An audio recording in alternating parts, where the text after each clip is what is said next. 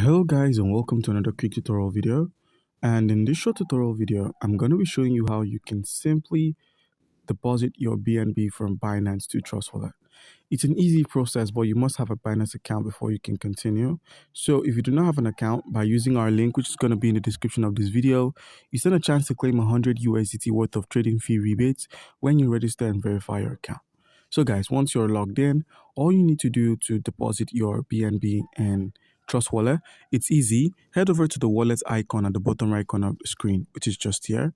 Once you're at the bottom right corner of the screen, simply scroll from your spot wallet to your funding wallet, depending on where your BNB is stored. So now you could simply scroll to another wallet and select the BNB, and then simply select the withdrawal option, select send via crypto network. Once you've done this, you're taken to the Send BNB menu, and we're going to be getting all of these details from our Trust Wallet.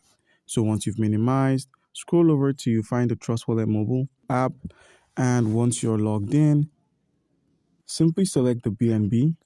And once you've selected the BNB, simply select the receive option, copy your address, minimize, scroll through and open up your Binance. Once on Binance, simply paste your address and it automatically selects the smart chain.